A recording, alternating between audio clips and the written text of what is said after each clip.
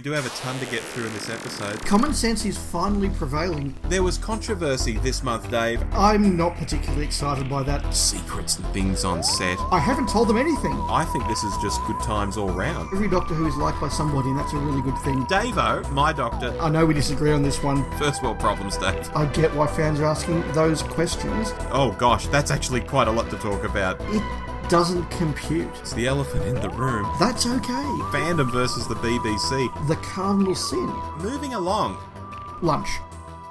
G'day, I'm Rob. And I'm Dave. And you're listening to the Doctor Who show for the month of June, where Dave, as is traditional after a season of hot take shows, we're doing a wrap show on the season we've just been watching. In this case, season 1 of Disney Doctor Who. Ncuti Gatwa Doctor Who. Dave, are you up for this?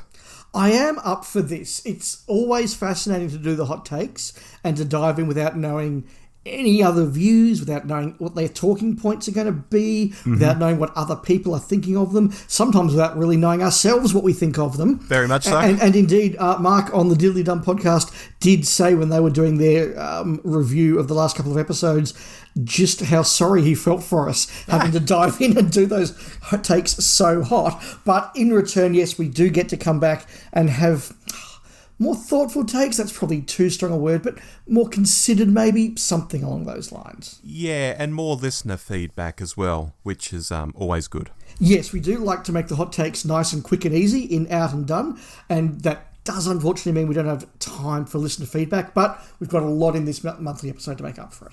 We sure do. And I just want to take the chance here at the top of the show to say a special hello to new listeners who maybe caught us for the first time during our run of hot takes and might be trying out a monthly episode for the first time. And folks, we do these longer episodes with some kind of central theme and a bunch of regular segments once a month. We don't try and ask too much of your time. And generally within 2 weeks of this going out, there'll be a 20-minute List Makers episode, which is always a lot of fun. And then all sorts of irregular things like the new Jin and TARDIS episodes that you've been doing, Dave, Alternate Galaxies episodes, Doctor Who Show Presents episodes, and so on. Hot takes, obviously when a new season is up, we try and keep the feed interesting, don't we? We absolutely do. Some things are regular, some things we just tune in when we have something to say. Maybe if one of us has been to a convention, we'll turn on the mics and just say what we think about it. By the way, Rob, I know we've been talking about doing the Lord of the Rings Alternate Galaxies. Can I throw something else out there for you? Ooh, yeah, hit me. The 1980s BBC Hitchhiker's TV series. Oh, yes, please. Let's do that this year as well. Okay, let's do that. Right, good. Decided. That was completely off the cuff, ladies and gentlemen. It was. A couple of quick things from me at the top of the show, Rob. I was a guest on the new Too Broad and Too Deep podcast, where two wonderful Scottish chaps with wonderful Scottish accents are working their way through the Virgin New Adventures in order. I was very lucky to be invited on for Time Worm Revelation and had a good chat about that. If you're interested in just two good fans rereading the Virgin New Adventures in order and having just good, fun, in-depth chats about those books, check out Too Broad and Too Deep. As I say, I'm on the Revelation episode. Yep, second that. And our friends over at the Science of Audio have announced some more Australian events for our Australian listeners. Katie Manning is back. Fraser Hines is coming. They are doing a bunch of shows across various different cities. I believe Katie Manning's doing the cities she didn't do last time she was here. Fraser Hines is doing the big ones. I've booked my ticket for Fraser Hines in Melbourne. I've seen him before. I've got very, very drunk with Fraser Hines once, and I look forward to seeing him again. Fantastic. That's really good stuff. Katie just can't get enough. No, absolutely. But just look, Google Sirens of Audio events or Sirens of Audio podcast and you'll get all the details you need. Indeed. And finally, if you do like our shtick here, leaving us a review on Apple Podcasts or wherever you listen to us, telling your friends about us, giving us a little boost on social media from time to time, all of that's really appreciated because we don't advertise or have advertising on the show or Patreon or anything like that. It really is grassroots with us, word of mouth, and we'd love if you could advocate for us sometimes. And Dave, I swear that's the last time I plug ourselves like that for another 6 to 12 months. Yes, no, we don't do it very often, but with some new listeners coming in, and from me as well, if you're new to our regular show, welcome. Great to have you. Hope you enjoy the hot takes. Hope you enjoy the cold take. Anything we can do to share this is really appreciated, but we don't do that every month. Not at all. Shall we get into some news? We should, Rob, and you're leading us off. I am, and we both thought long and hard about whether to have this chat in the discussion of the new season that we're having later in the show, or up here in the news. And I think it's best here for a number of reasons, not least because the BBC has just waded into the ratings discussion with its own newsworthy comments in recent days. Now, we'd already had RTD out there in weeks gone by agreeing that ratings for this new season were pretty much in the toilet, but talking up the fact that, quotation marks, young people were really into the show. And now we have a BBC spokesperson telling The Times in the UK, quote, "Overnight ratings no longer provide an accurate picture of all those who watch drama in an on-demand world. This season of Doctor Who premiered on iPlayer nearly 24 hours before broadcast, and episode 1 has already been viewed by nearly 6 million viewers and continues to grow. Doctor Who remains one of the most watched programs on iPlayer and is the BBC's top drama for under 35s this year, making it one of the biggest programs for the demographic across all streamers and broadcasters." End quote. So what do we make of that, Dave? I think it reinforces a point you and I have made for some time now, that we don't really know what rating success does look like in this day and age, and in this day of much more competition.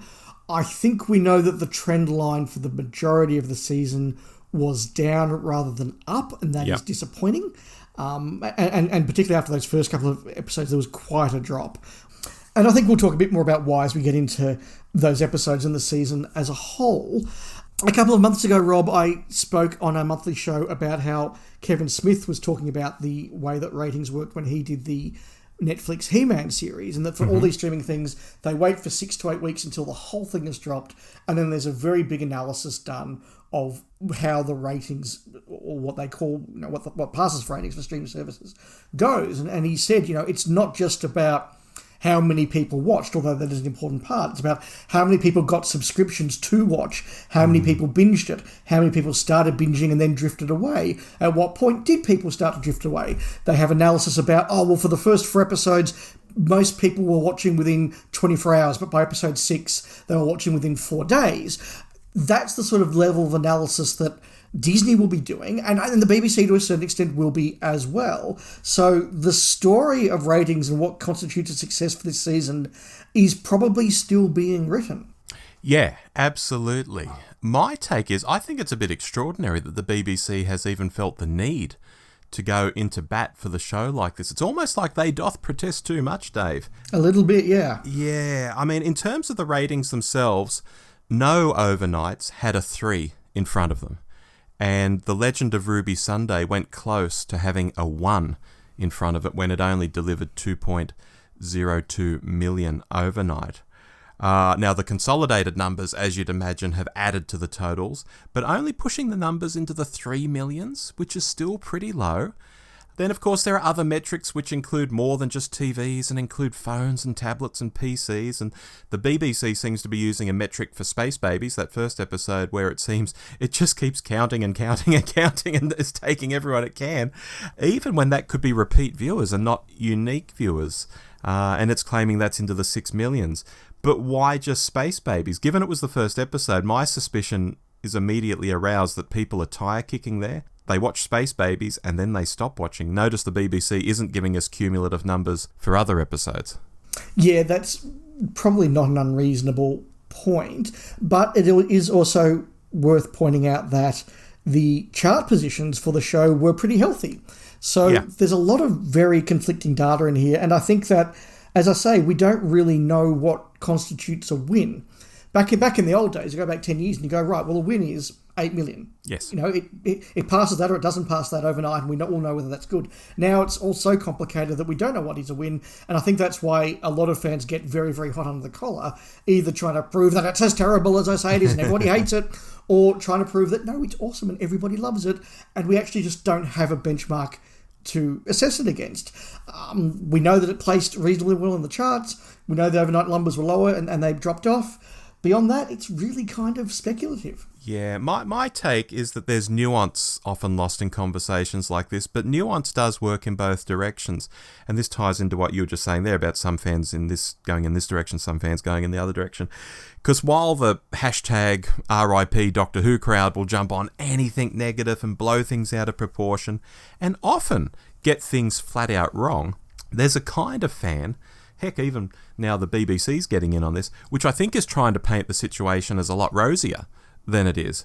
Because however you slice and dice it, however much you say young people loved it, or it was very well regarded for that week in television, or whatever the excuse is, at the end of the day, there are millions of people in the UK who once tuned in on Doctor Who and loved the show, who now don't give it a second thought.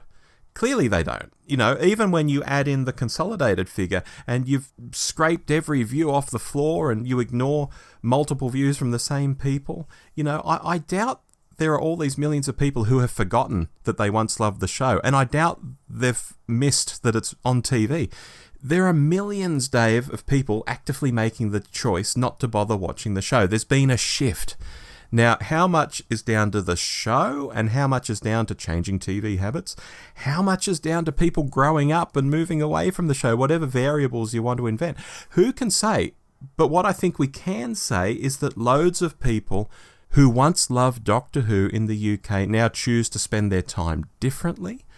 And Doctor Who isn't the show it once was because of that. I think that's correct, but also Doctor Who isn't Robinson Crusoe in that either. That's very true as well. So yeah, there are different ways you can cut all of this, but look, that's probably as far as I feel we need to weigh into it. I think we've thrashed that topic, yes. We have. Our second and final news topic for this month is a sad one. Rob, we don't do obituaries and commentary for everybody on the show who dies, because we could spend a large amount of time doing that if we did. But William Russell, I think, deserves a little moment and a little segment. One of Doctor Who's original companions. I think it's fair to say, especially amongst classic fans and even a lot of people who are new to the show, one of the favourites of the old series. Yeah. Someone who was there from the start. The second last of the four who were there at the start. We now only have Caroline Ford left, which is, you know, quite tragic. But a particularly special place because he was the star of the show at the start. Even though it was called Doctor Who, the Doctor was the anti-hero. The Doctor was a difficult, mysterious figure we didn't quite know about, whereas Ian and Barbara were our relating figures. They were the ones we were meant to look up to. Ian was the good, honest 1960s English hero. He was a Renaissance man. He could fight. He knew about science. He knew about history. He was a gentleman. He was the archetype for English television heroes at that stage. And there are many, many stories I think of where he is the strongest thing in them. The Daleks, he is absolutely the leader and the star of that one. Keys of Marinus, he gets some really good moments. The Web Planet, he's at some points just the only thing holding that whole thing together. You know, it's an extraordinary performance. He's right up there in my favourite few companions. He made 99, which was a fantastic achievement. What more can we say? Just a big part of the show, and I don't usually get upset when I see that celebrities that I've never really known about have died, but this was a rare one that did tug at my heartstrings a little bit. I really felt like we had lost something there. Yeah, a lot of my early exposure to the character of Ian actually came through Target novels. I mean, I'd seen the pilot episode of Doctor Who back in 87 when I was a very young fan, but beyond that, I hadn't seen a lot of actual stories with Ian in them, but I was reading a lot of Targets because in the late 80s, there were a lot of Hartnell Targets coming out. And I thought, I really like this character. And then when I was finally getting the VHS copies and into DVD and all of that, I thought, yeah, I mean, Stephen is my favourite male companion of the 60s just because he's so annoyed at everything all the time. I quite enjoy that. But Ian is a fantastic character. And when this happened, I jumped on X. I said, look, I remember around the time of the 50th, people were going to get William Russell out here, and it never actually happened. It might have been to do with his age or whatever, but I really would have liked to have seen him. And that's a true story. I was just sort of coming back into fandom again for a time. I would have gone to see him. And Phil from Sirens of Audio piped up and said, that was me trying to get him out here. Oh, wow. and it explained how it didn't happen and such. And I thought, oh, wow, isn't it a small bloody world? But, you know. Yeah. Yeah. A while later to William Russell, it happened a little while ago now, but it would be very remiss if we didn't mention it here on the show. Absolutely.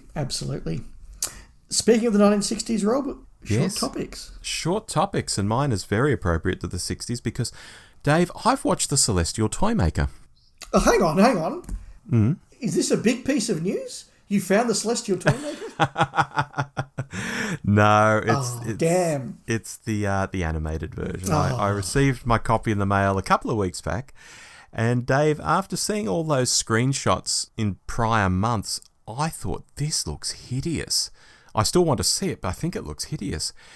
But having seen it now, I think this production is actually very good. As I said on X, it might be that I'm used to things like video game cutscenes, which this certainly has an element of.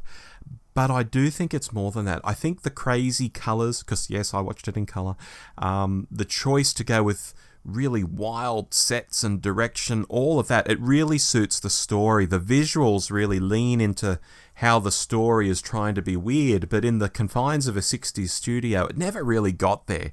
And we can see that from what we have of the story.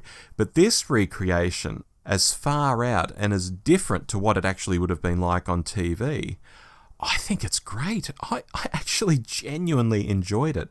But I can see why some wouldn't. I'm glad you enjoyed it. I haven't seen it.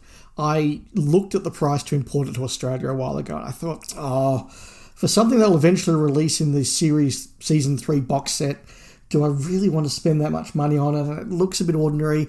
Now a few people have seen it and said, actually, when you watched it, it's a lot better than the stills suggest. I am quite tempted to get it, and if there's an Australian release, I probably will. I'm a bit of a fan of the story. I really love Part 4. Part 4 really captured my imagination when I was a very young boy listening to the audio. Part 3 I remember being pretty dire.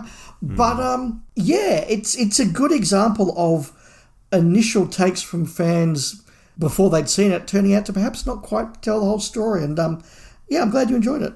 Yeah, I mean, when the Hart family comes out, what's that, episode 2, I think? Yes. They look like they're folded playing cards, when they're moving around and turning sideways. You can see that they're just folded card, which is something they couldn't do on television, obviously. So right. it just plays into the whole weirdness of the show that, Stephen and Dodo are interacting with these folded up bits of card, and all of that. It's great. It's really great. Okay, well, look, I will check it out at some point. I won't promise you when. Okay.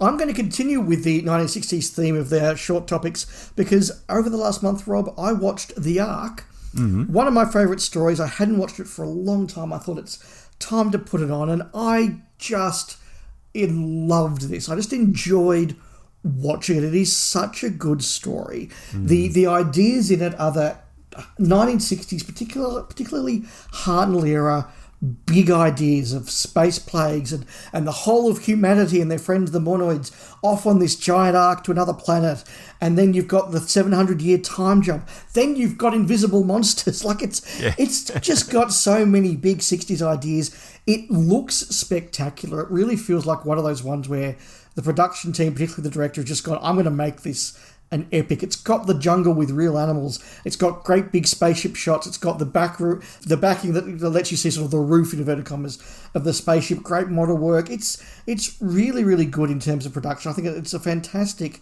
story. But also, I was just watching it, and the way that it just very gently weaves its message into the story. You get the way that the humans, the monoids, interact with each other in the first couple of episodes, where you can see a certain kind of paternalism going on there, but also a certain sense of patronising going on there. And the Doctor calls that out at one point. You get the speech where Stephen talks about the nature of mankind fearing the unknown, which is a very wonderful speech that's often overlooked. And then you go forward and you see what happens when the tables are turned. And again, you get the monoids, not quite as good as the Silurians, but, a similar idea where you've got different monoids with different views. Some are going along because they love the power, they're into the power, and some are just quite nasty monoids that want to oppress humans, and others just like, well, this is the civilization I grew up in, I don't really like it, but what can I do? And then they turn on each other, and that wonderful moment where after the monoid civil war, one of them has the Doctor in his sights and he just throws his gun down.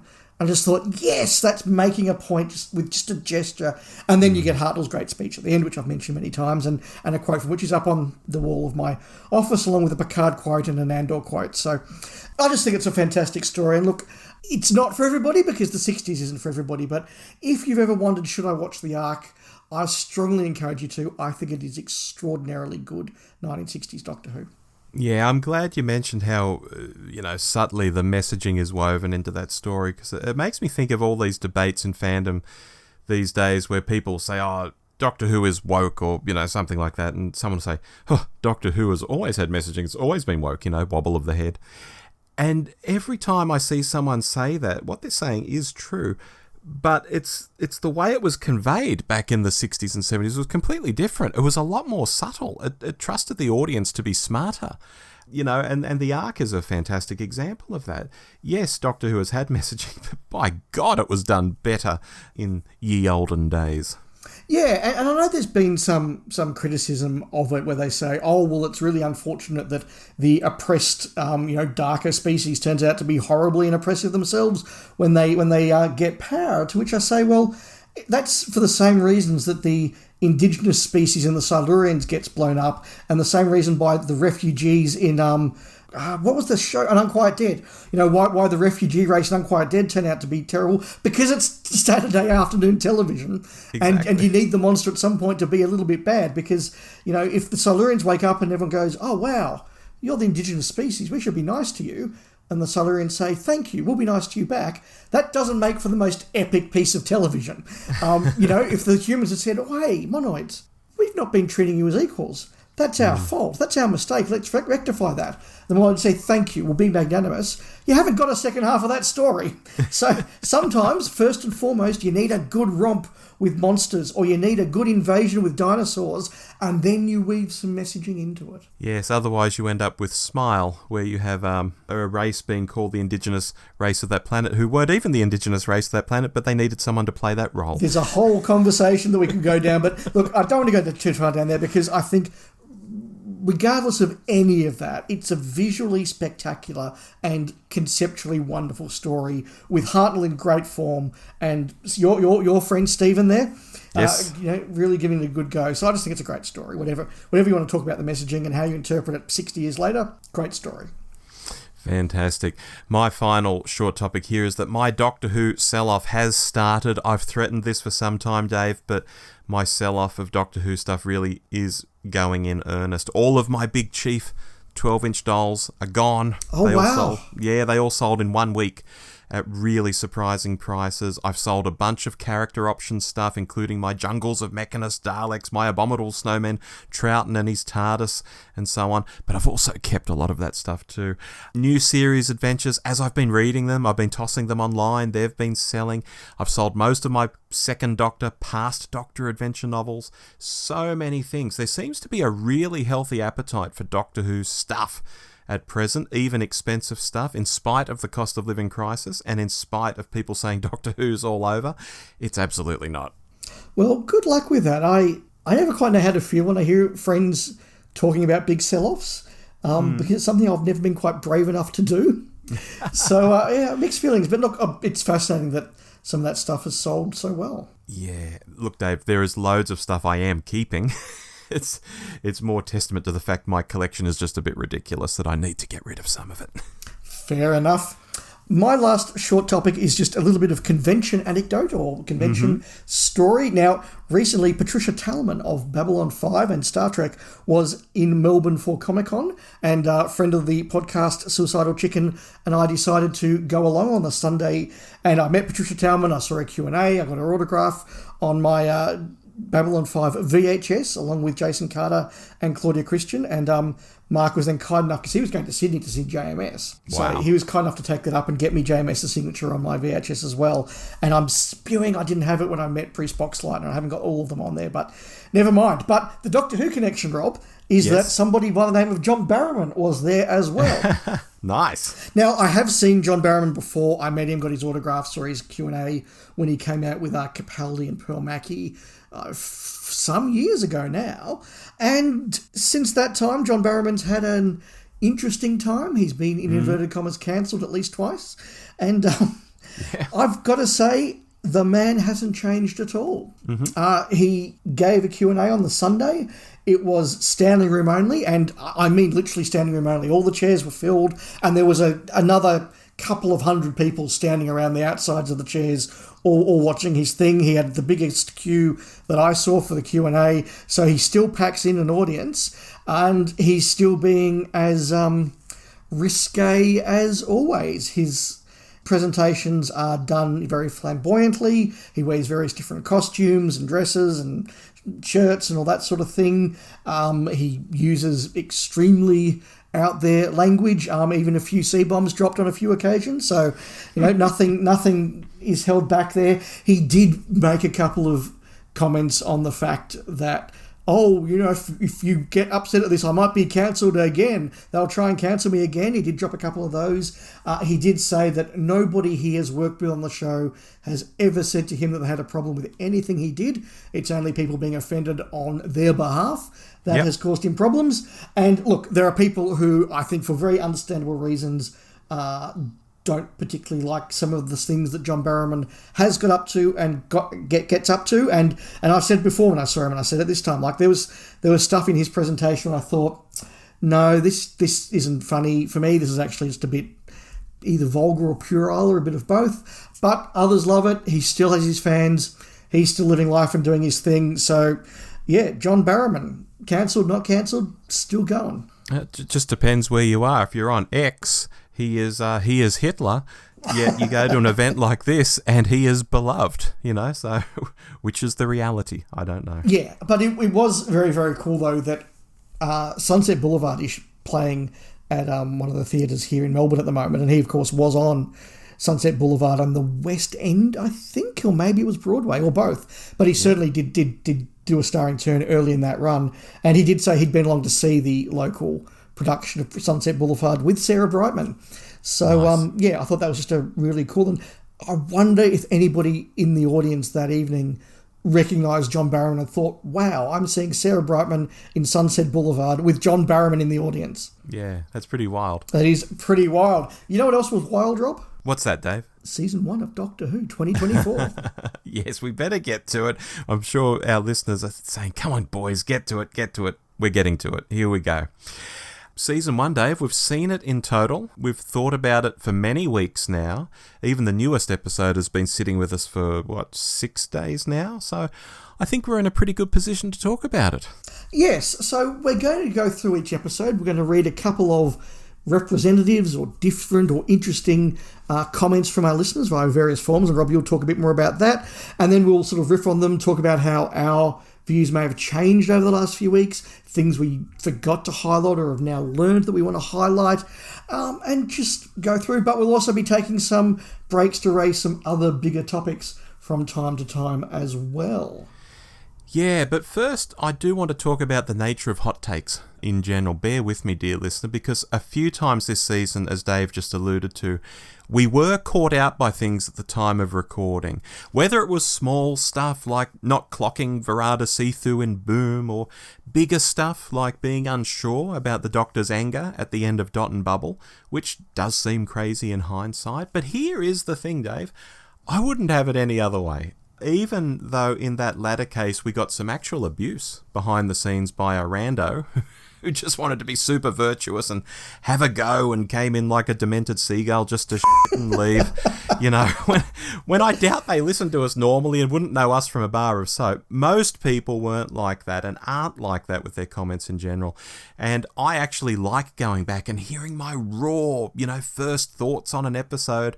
Because, unlike podcasts which go out days or even weeks after the event, we don't have the luxury of watching behind-the-scenes videos or reading reviews or debating it in fandom and then laying down a lovely lukewarm take with all the edges knocked off. They're still valid reviews, don't get me wrong, and they have the potential to be much more complete reviews than what we do in the hot takes. But it's a different kind of review. What we do is what it is, and I love doing it that way. I love the format and stepping up to the microphone to literally say the first thing in my head, even when we make a mistake or we miss something or whatever. So there's my little rant on the nature of hot takes, Dave. Yeah, and it's been fascinating just as a fan and a member of the Doctor Who community, if you want to call it that, to listen to the various different types of takes that are out there. You get the very first tweets out there about, I just saw it, and usually those are very, very positive, because if you're bursting onto social media at the end of an episode, it's usually because you've got something really positive to say. The guys over at Pull to Open, I don't know how they got those out as fast as they did, but wow, they did, and they also had some really good hot takes. Then you get people like the guys over at Flight Through Entirety who do theirs a couple of days later, the guys at Diddly Dum who do theirs a couple of weeks later, and you get a different sort of consolidated view every time. And at the same time, then the longer Facebook posts start to come out, or the longer and more, I don't want to say more considered, because that makes it seem like the initial ones weren't considered, but just ones that have had longer time to settle on the palette. You get those views come out, and over the course of a week you see an evolution in the way that these episodes are viewed, and also a bigger picture of the way these episodes are viewed. It's just been fascinating to see. As you say, that there's no better or worse. Hot takes, cold takes, whatever. They're all really interesting, but give you a different view and a different perspective. Yeah, but it is us walking the tightrope, I think.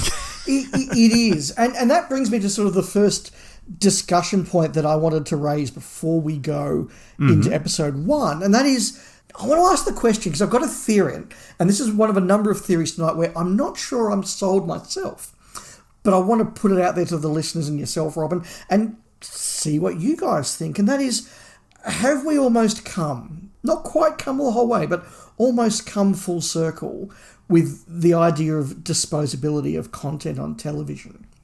Because when I think back to, say, the Tom Baker era, that was Doctor Who that was made to be watched that night, understood, and moved on from. And to the point that most Tom Baker 4-part stories, you could miss one of the 4 episodes and still be pretty comfortable knowing what was going on. And yes, when we go back decades later, we can see little nuances in the writing or in the direction or in the performances. We go, oh, I didn't pick it up before, and I'm glad I've watched that a few times now. Of course you can, but they were designed to be watched once, disposable, understood, and move on. By the time you get into the 80s, that's changing a little bit. The VHS is starting to become a thing. And by the time you get to the McCoy era, you have stories like Battlefield and Ghostlight and Fenric that are deliberately designed to entertain you when you watch them, but when you go back again and again, you get more layers. You get what things are being hinted at. You read the Target novels and they add another layer again. There's a lesser bit of disposability there. By the time you get to the real height of the streaming services, where people are going, right, well, if you've paid for your Disney or Netflix or Amazon or Paramount or whatever, you paid to buy this series or to have this month. You are going to watch every episode. If you want to go back a couple of scenes and watch something, you can, and those things are designed, and Stranger Things is probably the peak of that, designed to be watched again and again and again and take the layers off. I wonder whether that worm is now turning, that cycle is now coming round. And because of the way that particularly Gen Zs consume media now, it is much more designed to be, can this go on Snapchat? Can this go on Instagram? Can this go on, what's the one that I'm not allowed to have on my phone? TikTok. TikTok, thank you. Is it designed to go on TikTok? Is the show now full of lots of great 90-second clips that you could put on TikTok or you can put on Instagram and go, wow, that was a really moving scene. I love the way this episode's doing this stuff, but incredibly quick and disposable, and then you move on. I don't think we're back to the 1970s, but I do wonder if we are now getting a more disposable form of television again. Well, I'll say this much. Just recently, the ABC rejigged all of its digital channels, and the new Family Channel started showing New Who again from episode 1 of 2005, Rose. And I've caught a few of these episodes, and recently I saw The Christmas Invasion, and the other night I saw Tooth and Claw, and I thought, my God, this is such a different show to what I've just been watching for the last 7 weeks, in season 1. And I know we talk about different eras of the show, always being different to one another and all of that, but the 2005-2006 era of Doctor Who is so remarkably different from what we're seeing at the moment. Doctor Who has actually shifted, and I'm seeing that even before you've brought all of this up tonight. I'm seeing that, and I was commenting to my wife about it. Just how different was this show, even though it's still the Doctor and the TARDIS having adventures, blah, blah, blah. It's so different. I agree. I concur. Yeah, and as we've pointed out before, watching Rose now is like watching An Unearthly Child during Davo's first season. Isn't that scary? It is. So yeah, look, that's just a bit of a thought that I had whilst watching some of these episodes, that maybe I'm watching it with that like 5 years ago streaming mentality when I should be watching it with TikTok eyes. I don't know. It's hard to have TikTok eyes, though, when you're not into TikTok or don't have TikTok. No. And you're not 20 years old. Yeah. And look, that's a point I'll be bringing back up as we dive a bit further in, but I think it's time to go into our episodes, Rob. Yes, and as you mentioned earlier, Dave, we're going to be commenting on all the episodes, re-evaluating them. We're going to read 2 listener comments per episode to add a little colour from the audience, but this is by no means everyone who wrote in. Some of these episodes we're getting comments on X, we're getting comments on Facebook, we're getting emails. We're getting instant messages on Facebook. YouTube comments. Thank you. Comments from all over the place. So, although we're just going to read 2 out, we're picking from different people. So, you're not going to hear the same voice again and again through these comments. That's for sure. But thank you to everyone who gave us comments on these stories. Thank you so much. It's been a really wonderful discourse with our listeners, and we really do appreciate it. Yes. But let's kick off with Space Babies. Space Babies! And I'm going to read a comment from Nightcore Benji via YouTube. They say, I thought this was the episode I was going to hate the most. It did feel like a light, fluffy, silly Doctor Who story you would find in a Big Finish short trip or Doctor Who annual. I sat through it okay. Millie was adorable with the kids. She's going to make a great mum someday. Cast her in Call the Midwife, Heidi Thomas. The ideas were clever. It was just all right. Glenn Hewitt via Facebook says, I enjoyed it for the most part, but it felt very light and fluffy, and I could pretty much see how the fate of the boogeymen was going to play out. It did feel like a discarded Christmas episode with a light sprinkling of rose. Space Babies essentially did what it says on the box. I was taken out of the episode due to the slightly dodgy CGI on the mouths of the babies. The idea didn't really land with me and felt more like a 90s children's program or film. The saving grace of the episode was Shooty himself. He seems to possess the manic energy of both Matt and David, and I found him a delight to watch. I'm keen to see him be given some heavier material to work with. Yes, so what do we think? I mean, shockingly to me now, Dave, I gave this 6 out of 10 on our hot take. And I'm instantly revising it down to 4 out of 10 now, having seen the whole season.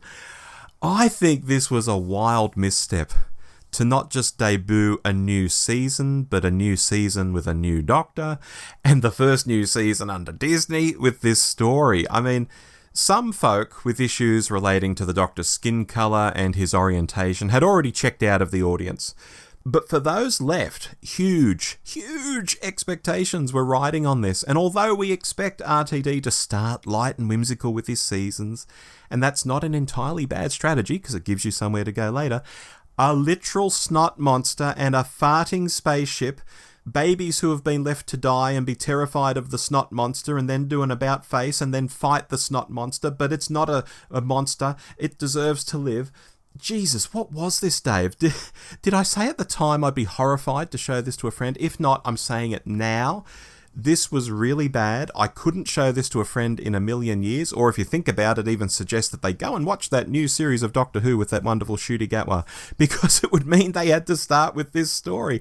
This is everything, Dave, that someone who hasn't seen Doctor Who but thinks they'll hate Doctor Who reckons the show is like. It's childish and stupid and budget looking and something you can't believe grown adult people sat down and thought was somehow a good idea.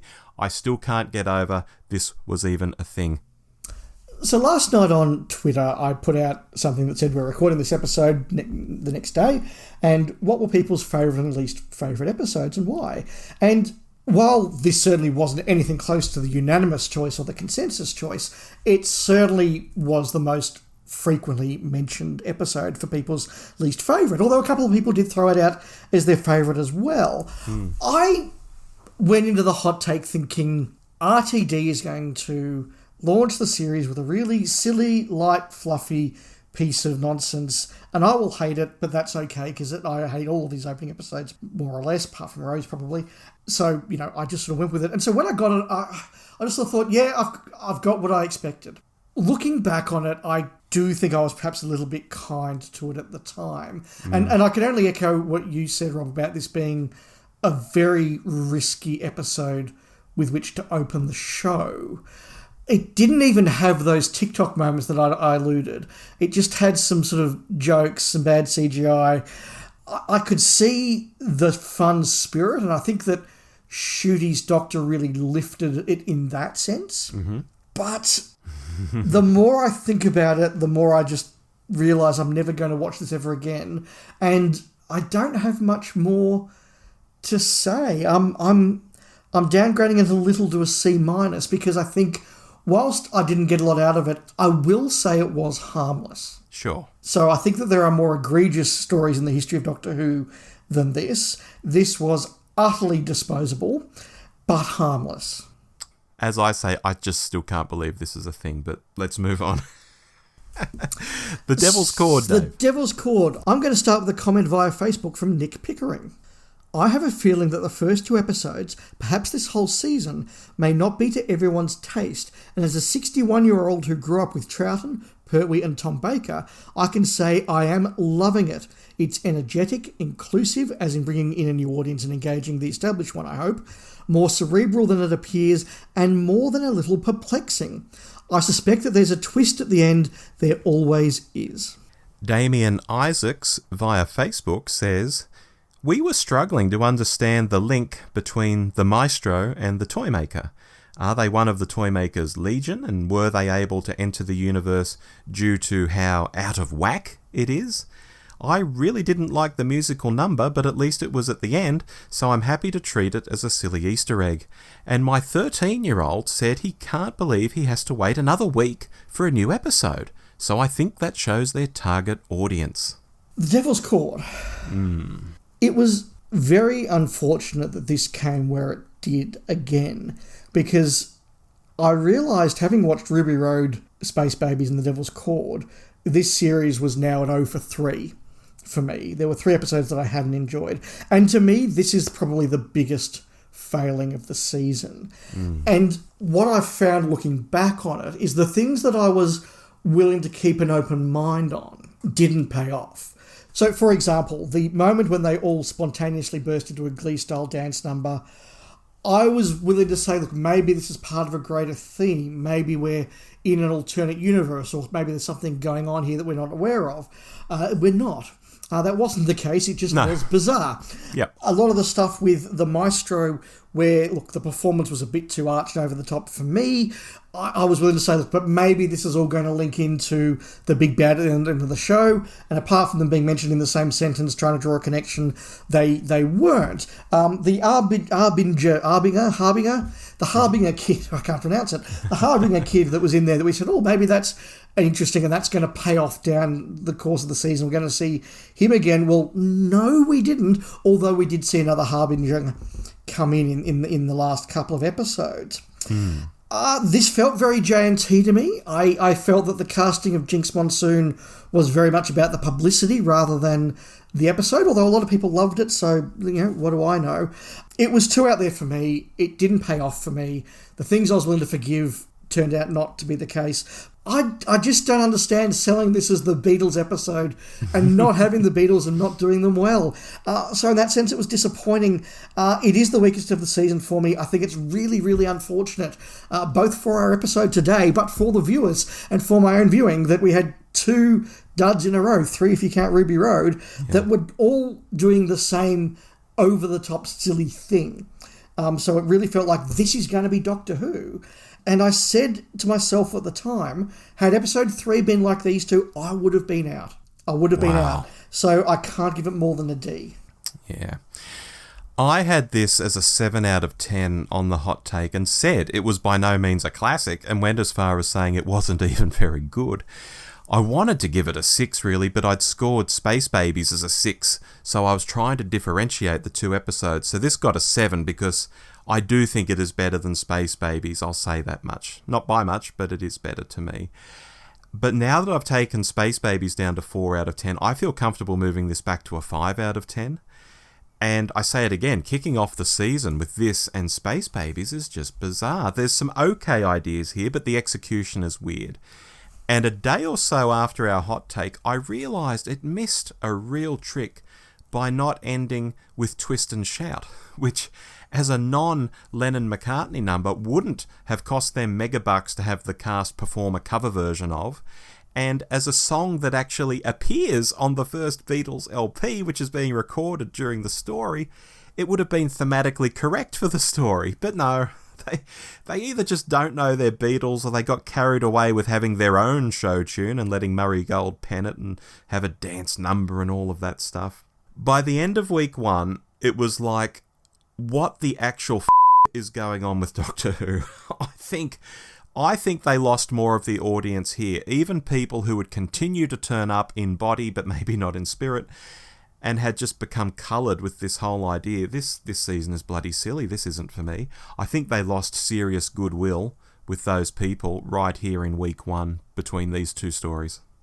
It's really interesting that as I've looked at feedback across fandom about this one, it is perhaps the first example in this season, maybe Space Baby, but I think the first really good example in this season of an episode where if it lands for you really well. Mm-hmm. If it doesn't land, it completely misses.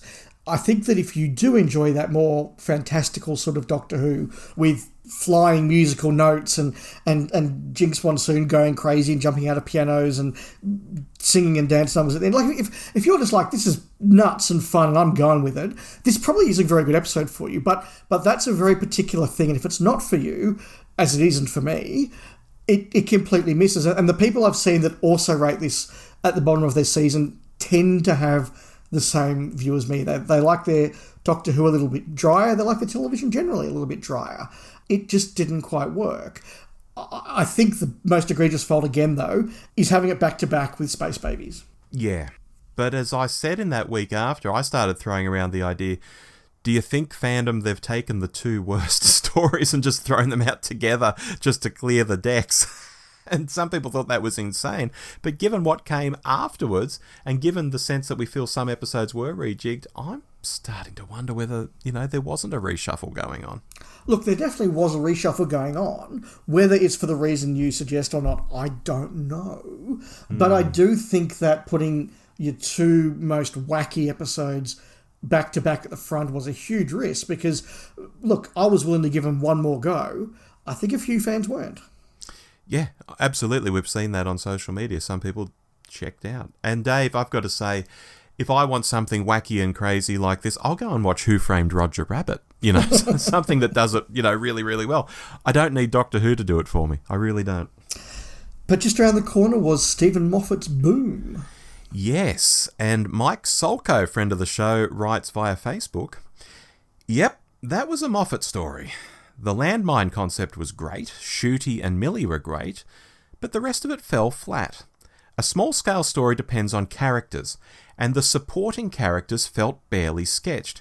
How does a kid living in a war zone not understand the hologram remains? Did the crushing couple have any chemistry outside of exposition? I'd give it a 5 out of 10. It was no Space Babies." Jeremy Power via YouTube says, "You guys nailed it on both the good and the bad. One thing that stood out to me was how much the Doctor seems to cry lately. It's not the heroic image we have come to expect from the Doctor, and it didn't even seem necessary for the story, given that it's only a few episodes into the season and the stakes are pretty low. This kind of emotional display isn't the best way to present the Doctor to a new audience on Disney, who are used to seeing heroic characters being stoic and strong in the face of adversity." Interesting. Dave, going into Boom, I was already in the mindset of, far out, those first 2 episodes were awful and seem even worse now that a week's gone by. But here comes Moffat to save the day. And I actually had to be really careful not to buy too heavily into the fact Moffat was here and maybe they'd push the 2 silly episodes to the front of the season, and that might dupe me into thinking this one was better than it actually was. And I did like it. But I don't think I was duped. Our hot take does make it clear that this isn't The Doctor Dances or Blink or The Doctor Falls, but still a decent story, and my 8 out of 10 rating is coming down a little, but only to 7.5 now. There were some niggles I had with it, they remain, but I'm reasonably happy looking back on this one. We're presented with this abnormal scenario. Shooty is dialed back because he literally can't move for most of the episode. And I think, yeah, I'm not gagging to watch this in another month or two, but in time, this is going to be an episode I will want to rewatch at some stage. I can't say that about the first two. And I think that's a sign of a good episode. I mean, a great episode you want to rewatch within the same week, maybe the next day. But a good episode, you feel, yeah, I will rewatch this again sometime. And that describes this for me, 7.5. This episode did a lot. It did a lot to show that the series was going to look pretty good in most cases. Although there's a couple of dodgy shots in there, it does look pretty good. It did a lot in showing that Ncuti Gatwa could actually act and certainly do something other than be manic and be over the top. And his performance here was the first time I've really gone, okay, I'm really starting to get him and understand him as the Doctor now. And it also just pulled back the comic and the crazy and the fantasy and gave us a much more hardcore sort of story. My views on this really haven't changed. I liked it then, I like it now. I don't think it's got the depth of some Moffats, as you said earlier, Rob, and so I don't sort of feel this need to watch it again and again and feel like I'm going to get more out of it. Yes, it had some little problems. The kid was definitely annoying. The love story wasn't great. But as a piece of television, as I watched this, I thought this is really good. I didn't know how they were going to get out of it. I felt that there were stakes. The countdown, I mean, Terry Nation knew this. A good countdown always delivers drama. It just was enjoyable. Yeah. Brilliant? Maybe not. But enjoyable and tense and good television. I'm sticking with an A-. Excellent. Coming after those first two episodes, it was a balm. Yeah, look, it absolutely was. Now, Rob, we're going to do one of our little side tracks here. Mm-hmm. And we wanted to talk a bit about the way that this season was presented to fans before it came out. And I think it's worth really teasing this out a little bit because a couple of people, yourself included, have sort of talked about whether they really made a big mistake in what they were going for and all the rest of it. And I said, look, I don't know that what they were aiming to do was a mistake, but I think the way they chose to do it was a mistake. And that is, at the end of the run, RTD came out and said, well, don't forget, we're aiming to get a new young audience here and bring young kids into the show. And that's the correct thing to do. I mean, what Barry Letts did so very well in the 70s, and Hinchcliffe to a certain extent as well, was to make Doctor Who that was appealing to kids as they got older, and families would continue to watch it, but new kids coming in would go, hey, I enjoy this show, I want to now watch it more. And we do need to get a younger audience in. And sometimes, if you're aiming for a younger audience, that does mean that you are going to start to isolate or to not satisfy older audiences. That is just the nature of the beast.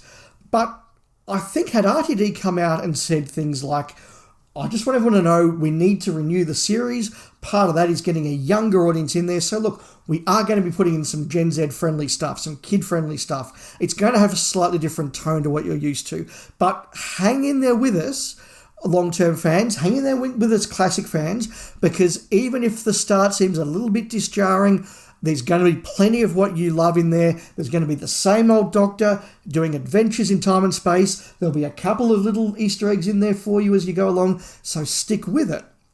Instead, what he said was, we're going to upset all the right people. This won't be for some people. Ncuti Gatwa came out and said, if you don't like it, go out and touch grass. And I just think to myself, why would you do that? Why would you have fans sitting there going, well, hang on, he's saying from the start it's not for me. And then you open with two episodes that are a different tone. And I think a lot of fans who had stuck with the show for a long time, fans who are not haters, they're not bigots, they just want a good adventure of a series in the tone they're used to, said, well, okay, this isn't quite what I'm used to. And they're saying, if I don't like it, bugger off. That makes it very, very easy for people to bugger off. Yeah, it really does.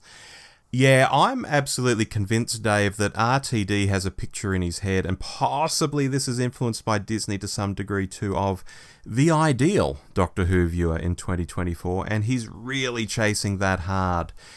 And I've got to say, these people exist. You could draw up a profile of different attributes. I can think of at least half a dozen fields, starting with age, under 30, maybe even under 20. and moving through political bias and all manner of things and find people who tick off all the boxes. So it's not a fantasy. These people are real. They're an audience. But if you take a step outside into the broader fandom, and this is what you were just mentioning, you find tons of people who don't fit the profile at all. But they love Doctor Who too, or at least are trying to love it in the current iteration. But the vibe they are butting up against, as you say, from the showrunner down, seems to be, yeah, if you other people want to watch this, fine, but the show's being made for this ideal viewer, first and foremost. And cards on the table, I think it's crazy. Doctor Who has always done best when it's not chasing viewers and is just well-written adventures in time and space that aren't trying to shoehorn in aspects blatantly designed to appeal to some audience members and not others. Because newsflash, you shouldn't need to pander to certain select audiences to get people into the Doctor Who tent. The broad concept alone is enough to bring a diverse audience in. That's how it's always been, which, ta-da, includes the target audience, if you're chasing one. You just write good stories. This stuff isn't rocket science. Yeah, and I want to bring in here a theory that somebody else has raised. And again, this is one of those theories that I'm not sure I'm completely convinced by, but I want to put it out there for the discussion and to prompt some, thought and feedback from the audience. And this is from a YouTube movie reviewer by the name of Dan Merle, who I've been a long time fan of for years and years and years. He's a very good movie reviewer. He's not one of these YouTube, like, I saw this movie, you'll never believe what happened next, sort of, reviewer. Right. He's a good, level, steady, proper professional reviewer, and he reviews TV shows from time to time as well and talks about these stuff. And he did a bit of a piece on Star Wars The Acolyte. And he put forward this theory, which is what he calls victory laps. And he said that most of the audience today, most mainstream people, totally understand that television now needs to be more diverse than it was in the 1970s when they were making Star Wars for the first time. You're going to have a more multicultural cast, you're going to have more LGBT characters, you're going to have more women in high prominent, high profile roles, certainly than, the Hinchcliffe era had. And that's a really fantastic thing, and nobody in the audience is going to have a problem with that. What they do have a problem with is when Disney decides to take a victory lap and go, before you've even seen this show, we're not going to tell you about how great the adventure is. We're not going to tell you about how great the characters are. We're going to tell you about how much diversity there is. And we're going to tell you about how many LGBT characters there are. And we're going to tell you that we have really good, strong, black, lesbian women. And everyone's going, well, great. Is the story good? What's the show about? Are the characters interesting? Are the characters well performed? Is there lots of good, wacky adventures? And he postulates, and I have some sympathy, but as I say, I don't know if I'm convinced, that if Disney, and in this case the BBC, didn't do those victory laps, didn't do the whole, hey everybody, look at how awesome we are and how diverse we are and how modern we are, and just did it. Just let the show speak for itself. As we'd say in footy, let the scoreboard do the talking. Yeah. I think that perhaps would work very, very well. And I do think that's a good analogy. You have those flashy footballers. And, there was an old coach here in Australia that said, mate, you can wear whatever colour football boots you want as long as you're on the scoreboard. Yeah. And I think that's the thing we need in television. Be diverse, have messages, be liberal, whatever you want to do. Fantastic. Most people want that. Most people are cool with that. But if you're going to wear those bright footy boots, you've got to kick goals and be on the scoreboard. Don't take the victory lap before you've even played the game. Yeah, I was thinking of a show, I can't think of what it was recently, but the press release went out about it, and it was all of our directors are women. It's wonderful that behind the scenes there's diversity and women are being hired in equal ratios and all of that sort of stuff. Yes, but it's what you've achieved with the stories. It's the stories that people care about. It's the stories that people are watching. People aren't watching because women directed all the episodes. That's not why people watch shows. No, I remember when Rachel Talalay first started directing Doctor Who, and I had no idea who she was or that she was even directing, but I remember watching some of her episodes and going, that was really, really well directed. Who did that? Rachel Talalay. Wow, she's magnificent. And gee, how good is it that Doctor Who's getting some women directors on board? Fantastic. Yep. The cart came after the horse, I think, and that's perhaps what we're just trying to say. But more than anything, I just think that the real tone of the pre-publicity, which was basically opening the door to some fans and saying, if you want to leave, here's the door, was a mistake. If they just said, it's going to be different, It's going to be fresh. It's going to be made for 2024. But give us a few episodes, because I promise you, by the time you see the Stephen Moffat one, you'll be on board. I think a lot more people that we know would have stuck around a bit longer. Yeah, antagonising fans never works well, yet it seems to be happening more and more with a lot of shows. It really does. But back to the episode, 73 yards. Carla Duzaman Kajal via YouTube says, I felt the episode was gripping despite the confusing elements. The Ruby mystery has me hooked very closely, and I can't wait to see what happens next.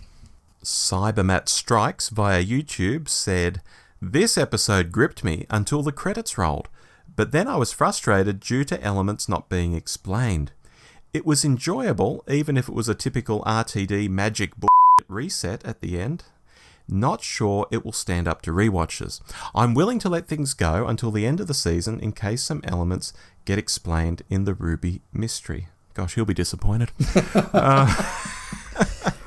I find this one of the harder ones to rate because of all the things that our two commenters there said. Now, I was listening to Flight Through Entirety's hot take on The Empire of Death, and Simon there made a point that you can question an episode, but if you're not questioning it until the end of the episode, then it's probably done its job.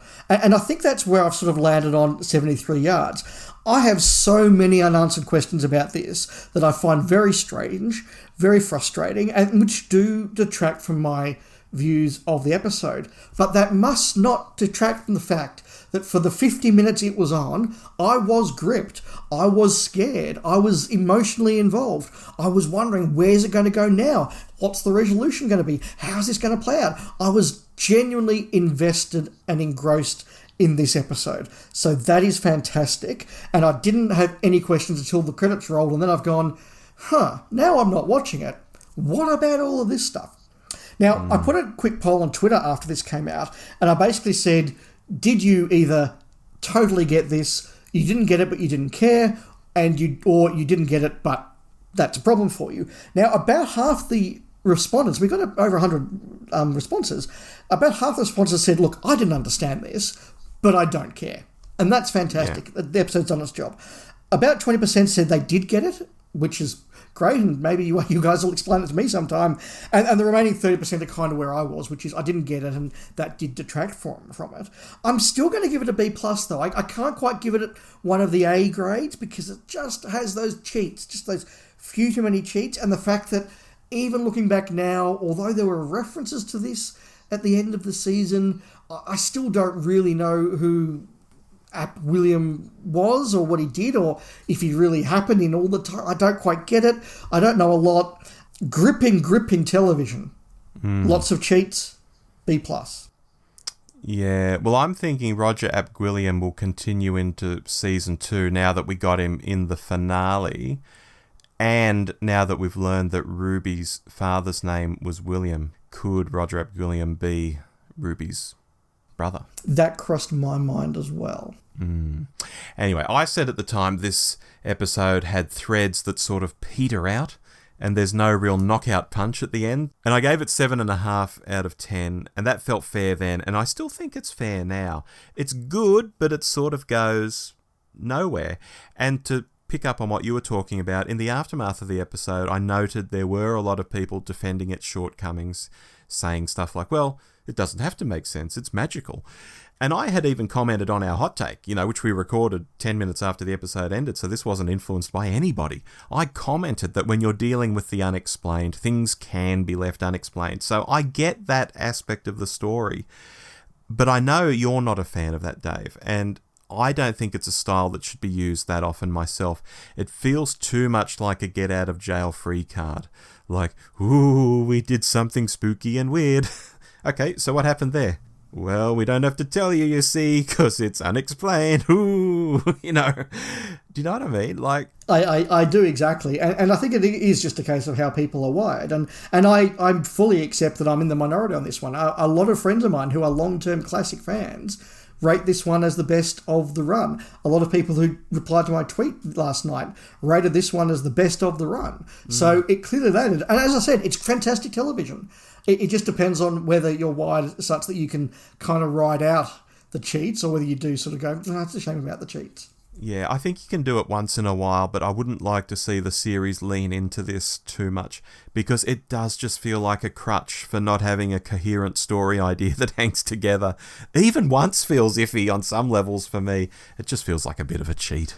I totally agree. Now, Dave, on to Dot and Bubble, and we've been reading out 2 comments from listeners for each of these episodes, and we haven't been reading out lists of names for everyone who sent feedback on the episodes.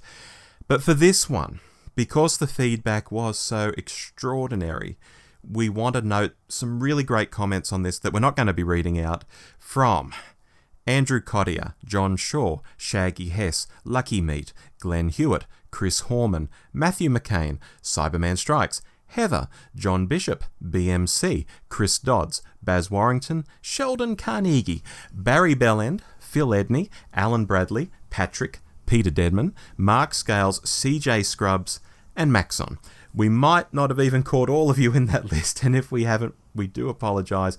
This episode was just crazy for the amount of feedback we received, partly because we did miss something, but I think it also got people legitimately talking. So let's rip into our 2 comments on this episode. Jim Cameron from the Crinoid podcast via our website, our blog, said, I'm enjoying your hot takes again this series, but I think you missed the elephant in the room with Dot and Bubble. Racism. Lindy doesn't expect the Doctor and Ruby to be able to be in the same room, as he's black, and they won't escape with him in the TARDIS because he's black. Hence Ncuti's amazing amalgam of disbelief, horror, and sardonic laughter at the end. It's about social media bubbles and social media bubbles in life. Notice there are no non-white people in Lindy's bubble. With a show that's so usually diversely cast, they're definitely making a point there. There are microaggressions from Lindy throughout to seed the issue. Worth another look, I think. Personally, I felt the episode failed outside of this theme by having the Doctor and Ruby trying desperately to save someone we'd all rather see eaten by a slug. And RTD's get off my lawn view of younger people and their use of social media, which was nailed in your review. Cheers. Bill McCann III via Facebook says, in the final scene, RTD sanitised a number of lines spoken to the Doctor and Ruby by Lindy, Hoochie Pie and Brewster Cavendish, presumably to camouflage racism in the same way the big reveal of a monster is often teased out a little at a time. Some of those lines sounded like bubble talk anyone else might speak. Camouflage a plot point too thoroughly, however, and it'll be missed. That's what I think happened here. The absence of diversity in Lindy's bubble was perhaps a hint, but not indicative of racism per se. If you don't know you are a racist, are you a racist? Of course. If you don't know you're a racist, are you likely to experience shame for it or atone for it? Probably not. Never underestimate the legitimacy of your hot take. From what I've heard, fandom in general didn't see the racial component of this episode on first viewing. Was it there? Yes. Was it obvious? Not so much. Is our difficulty immediately seeing it as a reflection on us, or perhaps how it was portrayed? I think the latter. Interesting. Even after we got the full picture on this story in the hours after our hot take, I still couldn't get overly excited for this one, Dave. I gave it a 6 out of 10, and I'm sticking with that here. Even now that we're looking back on the season and have all the information in front of us, I think if this wanted to go full on Black Mirror, it should have had us rooting for Lindy throughout the episode. And then, when it's revealed what she's really like, the audience would be, A, surprised, which is quite a neat thing to pull on people. Suddenly, oh my God. And B, the audience would feel conflicted that they've been rooting for such a person, just 5 minutes earlier thinking she's fabulous. Then they realise she's not. Instead, she comes across as unlikable and quite stupid for the whole episode. So the final rug pull ends up being, hey folks, this awful person is awful. That just doesn't hit very hard in anyone's language. I mean, how can it? I'm really surprised they did it like that. Yeah, it's a fascinating one to look back on, and I still haven't quite digested it as much as I think I need to. I've got to say, once it was pointed out to us all the stuff that we'd missed, and to be fair, we knew we'd missed something. There was a lot of stuff we're going, there was something about that scene that doesn't quite work, or there's something about the ending that, well, we've missed something here. And once you get all the sort of the little indications of what were missed, the different comments, the fact that she won't do what a black doctor says, but basically a white analogous of the doctor who says exactly the same thing she listens to, and all that sort of thing. There's some really clever writing in there, and I give it credit. I didn't see that at the time. But as Bill McCann says in his feedback there, we certainly weren't alone in not getting what this was about. And listening to a number of hot takes and a number of comments, it's probably about 50-50 people who really got this episode and what it was about on the first run. And I was listening to Nathan on the Flight Through Entirety hot take, and he said, I wasn't counting how many people of multicultural background there were in her bubble. I was counting how many queer characters there were in the bubble. And I was doing the same thing. I'm going, she's got a lot of very gay friends, isn't that interesting? And also he spoke about, I think this is where we went, if you pick up the whole get off my lawn, young people are using social media and it's making them dumb, if you get too stuck into that, as we did, you're not going to look for the other theme. And I do wonder, if you're going to do a racist take, or a take on racism, I should say, is making it so subtle a good idea? I don't know. I genuinely don't know. But my problem with the episode remains whether these are bad characters because they're stuck in a social media bubble, or they're bad characters because they're from the planet of racists. I still didn't like all the stuff about they're so dumb they can't even walk without a dot. They can't even fend for themselves. Walking into a pole that she can see is there. Yeah. She's not blind. Yeah, and like, being racist doesn't make you dumb. There are, unfortunately, some very intelligent, very clever racist people out there. And if only, racist people were all dumb and uneducated, that would be fine. But yeah, you wouldn't have them manipulating others, yeah. Yeah, that's right. It's like that little speech that Giles gives in an episode of Buffy where he says, oh no, it's all very easy and clever in the future. Bad people all have horns and tails. And Captain Picard gives a very similar sort of speech in one of my favourite episodes of Star Trek The Next Generation, the drumhead, Villains who twirl their mustache are very easy to see. Those who clothe themselves in good intentions are not. And I think that, the greater warning about racism is the people who clothe themselves in good intentions or intelligent discourse, and just saying that they're all a bunch of people who are so stupid that they walk into poles and deserve to get eaten. I just don't know if it lands the punch it should. It lands the punch in terms of, oh, wow, they're racist, twist. But is it making a point? I don't know. I generally don't know quite yet if this is a really subtle masterpiece or a missed opportunity. I almost wasn't going to give it a score myself. I was almost going to say, this is too hard, Rob. I need to assess it more. But look, I'll give it a B-, and I think this and 73 Yards are the two that maybe in a year's time we should make a point of coming back to and rewatching again and going, how do they stand up? Because this could go up to an A+ or down to a C+, depending on how I feel over time. Yeah, well, I believe RTD's even posed the question, how long did it take you to notice everyone was white? And I think, well, that would be a totally fair question if this story was set in a small town in California or something. If it was that, sure, you need to be wondering what's going on here. But on an alien planet that we know nothing about, is it honestly the first thing people are looking for? Making a comparison with 21st century Earth populations. Maybe some people do, but really not everyone, as many of the reactions in fandom bore out, something wasn't necessarily missing for them at all. And I'll just add too, Dave, I note this one is already starting to age similarly in fandom to the Zygon inversion, where people get really excited about the Doctor's war speech and go on about that scene to this day. Yet you never see them mention anything else from those two episodes. And it's the same here. It's all about Shudi's performance in the last few minutes. Did you see Shudi? Wasn't he good? But what about the rest? People aren't mentioning that now. I think the overall effect is an ep that RTD really wanted to say something with, and for sure it's got people talking, but I don't think it hits the mark squarely, and I take up your challenge to watch it again in a year or so. And I think this is another of those examples where RTD's his own worst enemy. If he'd come out in his commentary afterwards and said, subtle, wasn't it? racism can be subtle. We need to be careful. We need to be vigilant.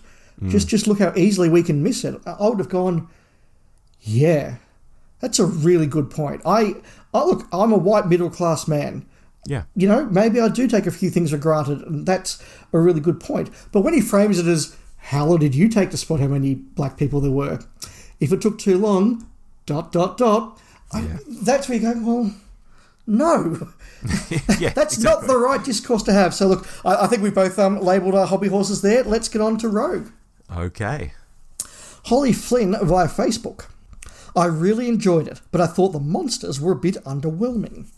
Probably because we'd seen what they looked like so many times from promo photos and trailers in the lead-up. Shooty's Doctor looked fabulous and had a lot of fun in this ep. He also got quite a bit to do for the first time in a while. Groff was gorgeous as Rogue. Not as OTT as Jack Harkness, but he definitely had that vibe. I got a bit glassy-eyed, I must confess, when he sacrificed himself at the end. It totally left it open to bring him back, though, which I'm here for. I enjoyed Ruby's role as confidant to Emily too. It really reminded me of Rose's interactions with Gwyneth in The Unquiet Dead. Overall, a good-looking romp with good performances. Excellent. I'll just say hello to Holly. She messaged us just before the show began to ask if we were dropping it tonight or on Sunday. And I had to say, Holly, it's going to be Sunday. So hello, Holly. Baz Warrington via Facebook says, just a cool adventure with the Doctor. Pacing was good. The two leads and guest cast were on point. Always lovely to see old Doctor faces in the show.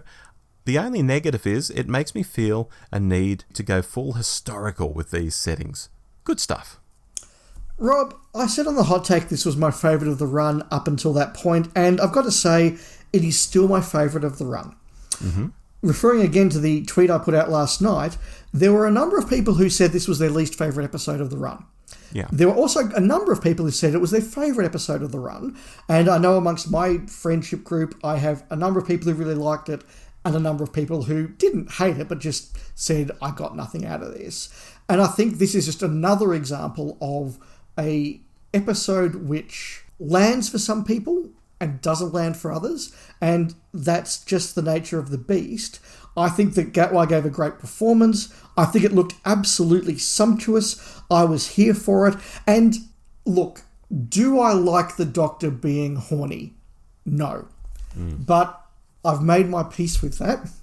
And I've now just accepted that, well, you know, he's now probably shagged a couple of companions and River Song and, you know, one or two others along the way. So, hey, yeah. If that's happening, I might as well enjoy this courtship. And, you know, I bought into, you know, Shooty and Groff because I'm a big fan of both of them. So would I like the Doctor not to be horny? Sure. That ship sailed, and given it's happening, I thought this was a fun iteration of that. Yeah, bring back looms. I'm totally here to bring back looms.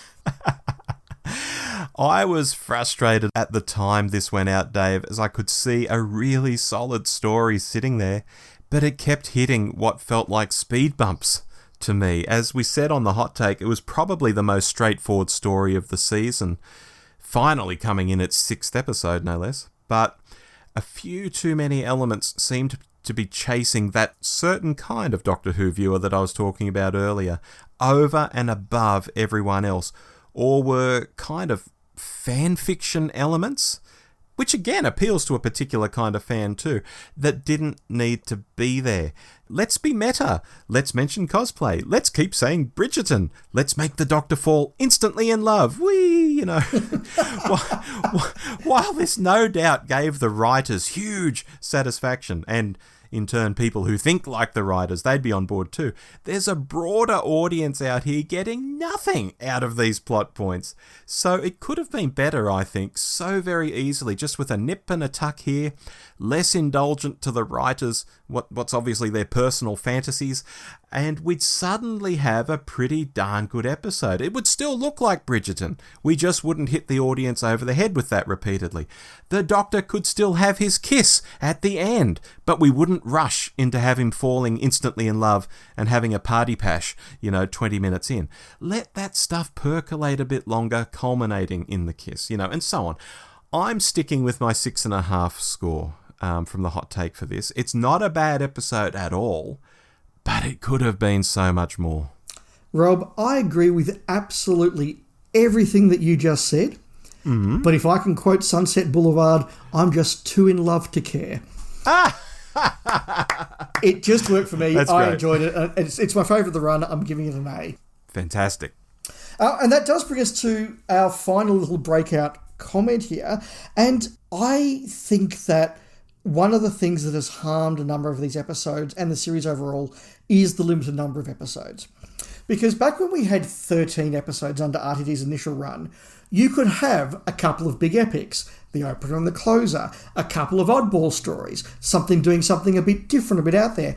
But seated in between those 7 or 8 episodes, you would have 4, 5, 6 very normal episodes. And they were never going to be the classics of the series. They were never going to be special and grand and all the rest of it.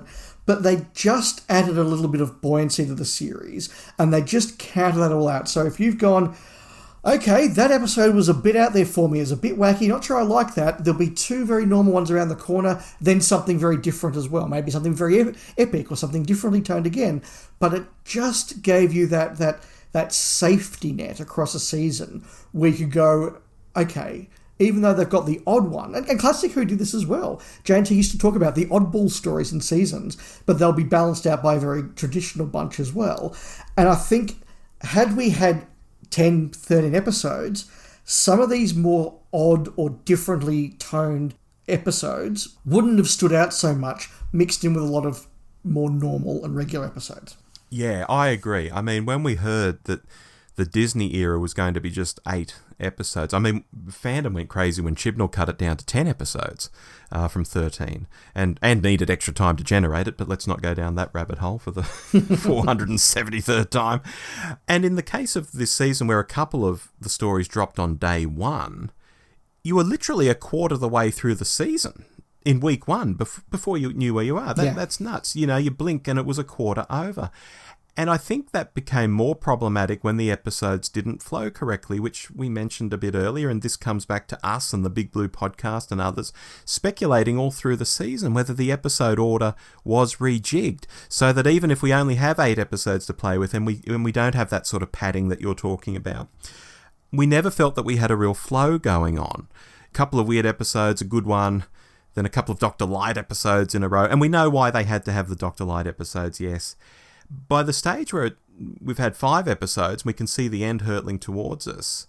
We go into Rogue, what's that, the 6th episode out of 8, and it's like, this is starting to feel like Doctor Who, but then it's the finale, the next week, the finale begins. Exactly. It just felt breathless, it felt uncoordinated, it felt strange.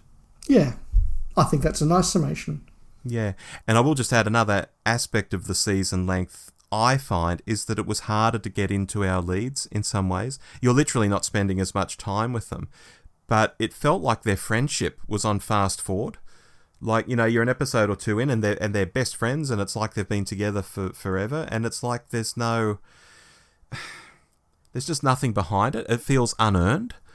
I think that's part of the problem as well. I don't know how you felt about that. Yeah, no, I think that's very fair as well. Speaking of the finale. Yeah, speaking of that finale, The Legend of Ruby Sunday, Stephen Godfrey via Facebook says, just finished watching and oh my god, what an ep. Is this RTD finally redeeming his screenwriting? Goes to show we don't need Daleks or Cybermen for a finale. Dave Sharp via our website says, just listen to the latest hot take, and unless I missed it, you didn't mention the new unit scientific advisor. When I saw the initial casting announcement about the child genius character, I thought it screamed Disney like nothing else. Having seen the character confirms what I expected, a total pain in the arse. Overall, opinion of this season is that whilst it's probably not the worst of the modern series, it is definitely the most disappointing given all the hype. Yeah. We had some listeners think we didn't like this one, Dave, because despite giving it overall solid reviews, we also pulled out criticisms, and I guess we're just 2 guys who can walk and chew bubblegum at the same time. I mean, I liked the episode. It was another that felt like it was swinging back towards the kind of Doctor Who we knew earlier in the modern era, because Rogue had given similar vibes, and it was setting up a big second part, so all of that was really very good.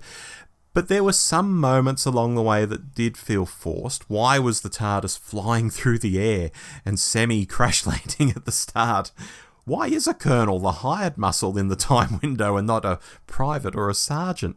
What is the deal with units hiring policies? Why has Sutek been dicking around with puns and anagrams and worrying about how the Doctor feels about his old family members? You know, there are parts where I'm thinking, has RTD lost his touch? What is this? Is he overthinking it? You know, like, gosh, I'm a writer in my 60s. What would a young person like to see? They'd like to see the TARDIS crash for no reason. Why, Rusty? Why? You know, I gave it an 8 out of 10 at the time. I'm dropping it back to a 7 out of 10 here.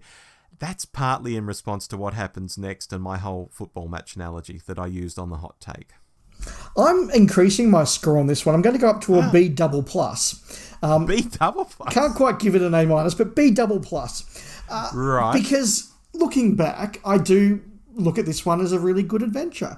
As a standalone episode, it set things up really well. Yes, there was a lot of exposition, but when you look back on an episode after you've watched it, you don't care about that. You just remember the good stuff, the exciting stuff, and there was a lot of good and exciting stuff there. It looked fantastic. It had a really good cliffhanger. It had a return of a cool villain.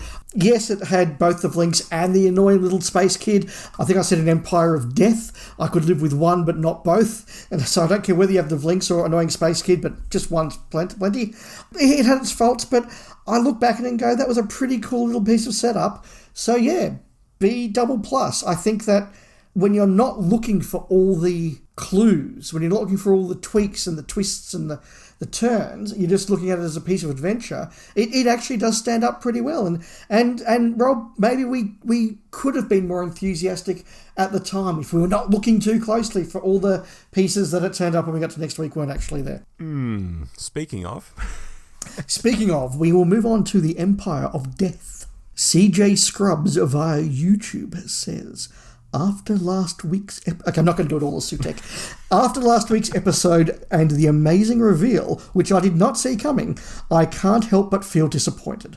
This feels like a similar situation with the Series 3 finale, where all of the stops were pulled only for a big reset to happen with next to no consequences. Also, the reveal of Ruby's mother was anticlimactic. I don't see any other way of looking at it. For the whole series and a Christmas special, to be building up to this is just disappointing.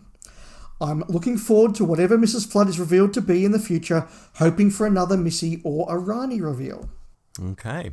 Hercules Flexing via YouTube says, hello lads, from a late evening in a very, very, very hot USA.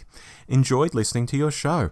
Wish I had enjoyed the episode, but I disliked most of the writing. The visual effects and performances were proper highlights. However, I was very distracted by how flimsy the plot worked together. I was definitely left with many questions that I don't expect to get answers to, and am feeling less enthusiastic about the next season. I'll spare you a list of specifics and just write that I am left in the ballpark of being as disappointed with the show as I was during the Chibnall era. Earlier in this podcast, Rob, I talked about Simon from Flight Through Entirety saying that it didn't matter if you had a lot of questions after the show if you didn't ask them whilst you were watching it. And I said that 7 3 Yards did that very well. The problem Empire of Death has is that I was asking these questions whilst watching it, and I was distracted by them. As we said only a week ago in our hot take, if we wanted to pull this episode apart, it would have been phenomenally easy to do. We didn't even go into why there's a strange future where Roderick William was the Prime Minister but wasn't. We didn't go into what the whole death plus death equals life thing means, or why towing Jackal Sutek around the vortex brings everybody back to life. Like, there was just so many things in that you look back now and you go, what? Just what? Was it a great piece of spectacle? Yes. It looked fantastic, but my God, it fell apart. Yeah. And the longer I have with it, and the further I get away from that, okay, this looks great, I'm kind of rolling with it, and just go, yeah, but what about and the ending? And I just go, it has fallen down a bit. I'm giving it a B minus. get me another week. That could be down to a C+, I don't know. Yeah. It's just really hard to score again, because we're back to that thing of spectacle. If you just want to put Shooty's speech into a TikTok, or you just want to put the end of Sutek's stuff into a TikTok, or you want to put Roby's really cool moment, God of Nothing, on a TikTok, you could watch a few little TikTok videos and go, that was awesome. And maybe that's what RTD is trying to do. And if he was, credit to him, he pulled that off brilliantly well. But for all of us not watching on TikTok, there was another 57 minutes, and they didn't really hold together between the epic moments. Yeah, didn't this one go down like a lead balloon in the week after it went out? Not just with us, but with a lot of people. I was surprised just how hard this fell. I really, really was. Yeah, well, it's the one I'm downgrading the most, because I gave this an 8 out of 10 to match the first part. And now that I've dropped the first part to a 7, I'm dropping this even further. I'm dropping it down to a 6, as I think there wasn't as much going on as in the first part. And it's interesting, Dave, because on reflection, I feel I could sit here and say this was dumb and that made no sense and this other bit was cringe and so on, and actually give it an even lower score, like a 5 out of 10, and feel that I could really justify that.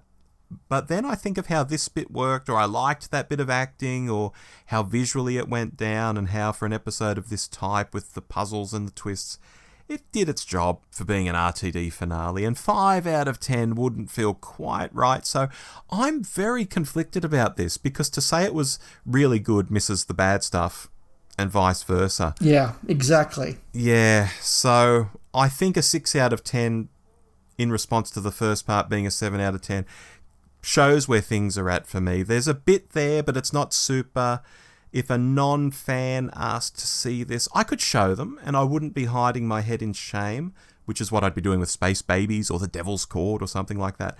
But I wouldn't be expecting much of a response. Maybe a Marvel type of pop culture fan would see something in this, as it was quite Marvel in some ways. And again, that's an aspect of the audience that RTD is possibly chasing. And again, if that was his intent, well, great, Yeah. He gets full marks for doing that. He delivered that intent.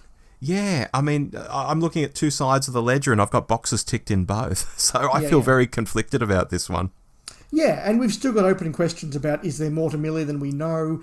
Is there something in that drop about her father's name that's going to pay off? We know there's going to be some Mrs. Flood stuff to come. There could still be links. So, there is also a chance that stuff here that we have said, well, they didn't pay that off, is going to come. We know some of it's hanging over into Series 2 as well. Yeah, exactly. Now, we've had many commenters through this episode, and we thank everyone again for their participation throughout the season on social media. And as a great example of the questions we've been asked by people, I've got some here to riff on quickly from Adrian Beck. Dave, he sent these via X. He's at Adrian Beck Books on X. I'm going to throw these out there. Maybe I'll toss them to you like a ball and you can just hit them. Can do. See where they land. Steve War slog sweep. Exactly. When do you feel Shooty fully became the Doctor? Straight away? Boom for me, when I saw he had more to his bow than just exuberance. Boom for you? I actually really liked him in the debut, in the Christmas special. Okay. Yeah. Is it possible to age out of Doctor Who? I've been feeling that way with Star Wars, but nothing to do with the Disney connection. I think that absolutely your tastes change as you get older, but also I think that properties change as you get older. And I was thinking about this today when I was listening to a couple of other reviews. You look at Star Trek, and the original series of Star Trek, you have a ship with a kind of very ordinary crew with a young captain who's still got to prove himself, but they're just another ship in the fleet exploring space. Now, you mentioned Enterprise, and it's, oh my God, the fanfares in the Enterprise and that legendary name in Starfleet history, and it's all very like that. Star Wars, again, the Star Wars first movie was just a movie. Now, you mentioned certain things, you mentioned Luke Skywalker, the legend that is Luke Skywalker, and Doctor Who's the same. All of this stuff like, no, Doctor, where you come, you bring hope, and you're so... like, all of that just wank that I can't stand is only natural as properties become legendary themselves. And so times change, you change. I think we grow, not necessarily out of love with shows or grow out of shows, but I think we can come back and forth with shows, and different eras are going to mean more to us at different ages. I agree. I aged out of Doctor Who big time in my teens, and I came back to it. Yes, absolutely. Yeah. Another question. As you've alluded to, was Ruby's resolution reworked due to her possibly unplanned departure? Maybe. Yeah, that's a maybe for me too. Because when you think about it, Sutek being, so concerned about who Ruby's mother was doesn't seem that satisfying, and the way it turns into her walking around in the cape and all of that, it does feel like it was meant to be something else, but don't know. Another question. Is trolling too much of an emphasis in the writing? And why try to annoy the diehard fans? Yes, I don't know, and I explored that earlier in the episode. We did indeed. With media being more fragmented than ever, ratings debates are flawed. However, RTD has said they're still not where he'd like them to be. Is this likely to threaten spin-off potential? And based on this series, do spin-offs seem like a good move? I think that the advantage of having spin-offs is that you can do different tones. You can do a Mandalorian and an Andor. And I think that would be useful for Doctor Who. Have a skewed, young, really silly spin-off. Have a drier, more Andor-like spin-off. I think that's the real advantage of having those platforms. As for ratings, I think that every series now is a bit more transitory than it was, and Doctor Who does run that risk.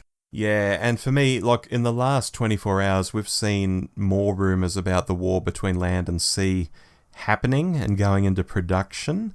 So it seems that the ratings haven't affected that happening, but perhaps it was just so far along, they're just running with it. Are they a good idea, though? I don't know. I'll have to see what they do with it. I mean, to me, the idea of, sea devils coming out of the sea and terrorising people who aren't the Doctor, is that interesting? Is that what it's about? I don't know. It doesn't seem that interesting. I'm not sure. I'm just going to have to see what happens. Fair enough. And finally, what was the twist at the end? Mrs. Flood? I think so, but I'm not sure. Yeah, I mean, if we believe that Ruby and her mother had a different resolution, maybe that was going to be the twist at the end and it didn't happen. So Mrs. Flood is our twist at the end. Yeah. Look, Dave, before we get into our final thoughts on this, I also want to say one thing during our season of Hot Takes. We were regularly hitting the Great Britain TV reviews charts on Apple Podcasts, which was such a thrill. We were getting into the top 10 every week. We also bothered the Australian top 10 on a regular basis, and that's really fun. And what was even more fun, well, for me anyway, we hit number 1 for quite some time in Antigua and Barbuda. So if you download us out there in the Caribbean, do drop us a line. We'd love to hear from you. In fact, we'd love to hear from you wherever you are. You might not think where you live is very interesting to us, but it is, because for me, Dave, there's a romance of reaching someone's ears in a little town somewhere or a far-flung country out there on the globe. There's no way we'd know these people otherwise, yet through this medium of the podcast we do. So please write in. Please do. Yeah, it's fantastic when we hear stuff like that. Yeah. Alrighty, concluding thoughts on season 1. And we're going to do a bit of a sports desk here too, Dave. So should we toss a coin? That seems appropriate for a sports desk. Sure, go for it. Okay. Heads or tails? Heads. It's tails. I'm going to go first. Look, I'll come out and say it. I'm fatigued with everything having to have a double meaning in Doctor Who, or be an anagram, or people being potentially 47 different characters, or possible characters, or this relating to that. I would kill for a series of 8 unrelated, interesting adventures in time and space that could be viewed in any order at all. And I know that's not even going to happen with season 2, as there's carryover already happening from this season.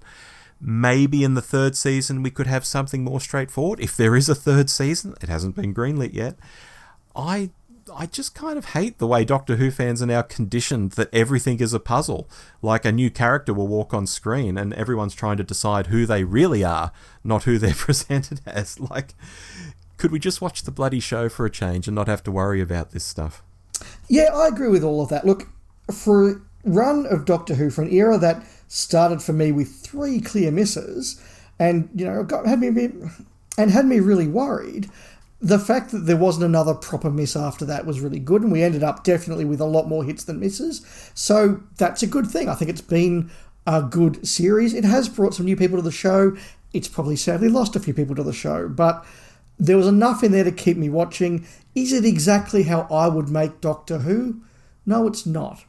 But I'm not sure that how I would make Doctor Who would be particularly successful in 2024, so that's probably a good thing. And on that bombshell, should we go to the sports desk? Let's go.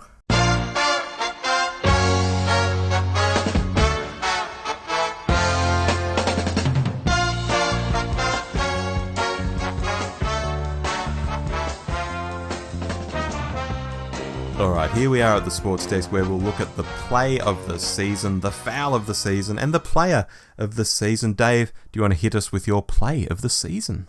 I was very tempted, Rob, to go with the moment where Ncuti Gatwa sings Pure Imagination, because that was just such a wonderful, fun moment that really had a proper big smile on my face. And I'm not someone who smiles a lot, but I'm going to give it to the way that 73 yards had me hooked on the screen and really just engaged and feeling it.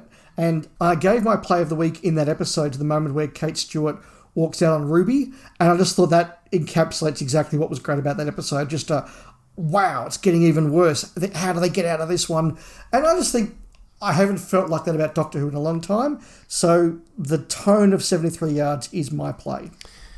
Very cool. This one is going to sound weird because it actually ties in directly to stuff I don't like. Because my play of the season is RTD coming back to give it another shot. Because while he's delivered some reasonably uninspiring and basic stories in this first season, often retreading stuff he's done before, like he didn't have enough time to write better stories, it's still my play because he didn't have to do this. He didn't have to ruin his legacy, or potentially ruin it, I should say, when we look back in hindsight, by ever setting foot in Doctor Who again.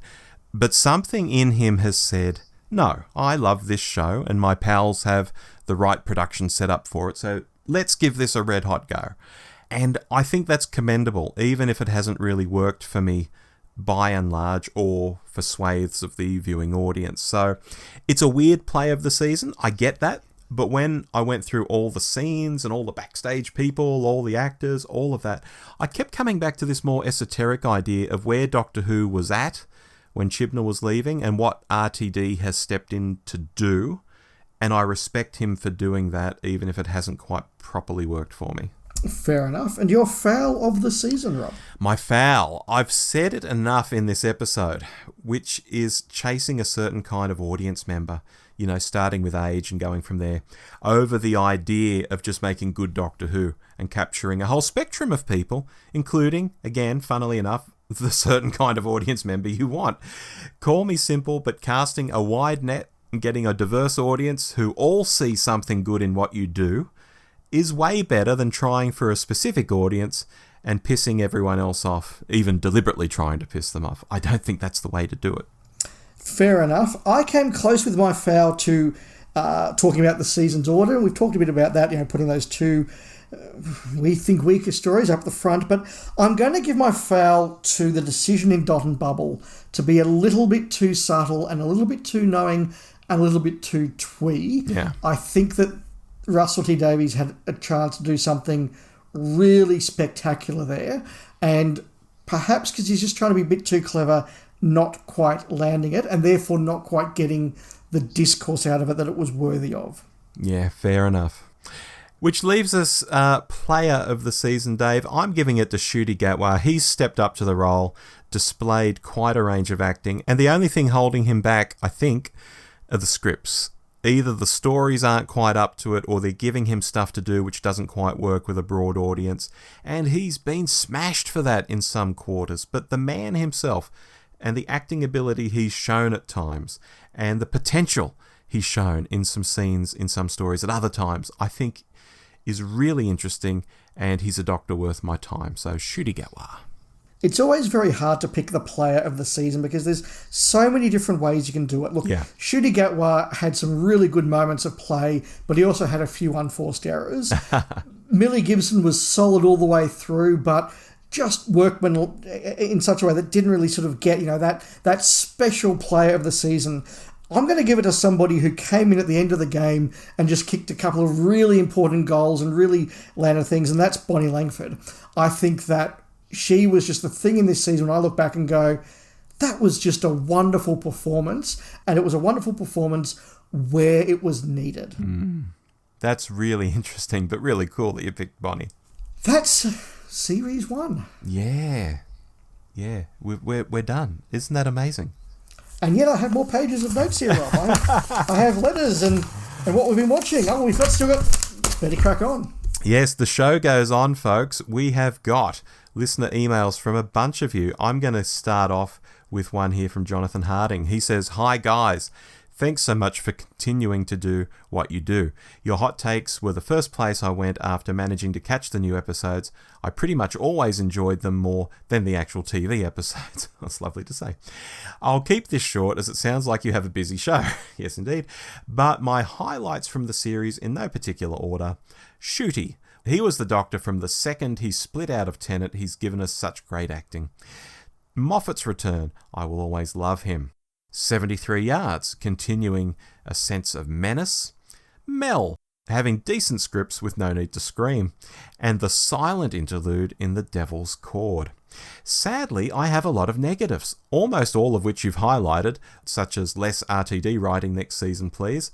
A lot less. He seems to be in for the very long haul, and I'm hoping it's going to be less hands-on as time progresses. Having said that, my son has shown interest in this season for the first time. It may be that it's right for him, or just that he's reached an age where it's right for him. He turned 11 in April, so maybe there exists long-term hope with De-Youth. Thanks again, Jonathan Harding." Thanks, Jonathan. And menace is the word I was looking for to describe 73 Yards. So I wish I'd read that email about 20 minutes ago. That's perfect. Cool. We have one here from our friend Neelas C in Carrickfergus, Northern Ireland. Neelas says, "Garbage. Nope. They bring back Sutek, a supervillain from one of the greatest Doctor Who stories of all time. Why is he jobbed out so easily? Why would he care about who Ruby's mum is? How does this make sense? Nonsense. Keep going on about Susan, even showing a clip of her, and the payoff, non-existent. Just don't go there if you're not going to do it justice. I thoroughly believe RTD has completely lost it. He wrote some bangers back in the day. They are immeasurably better than the current era, but he claims the new stuff is better. Lay off the glue, mate. I just cannot warm to the current Doctor.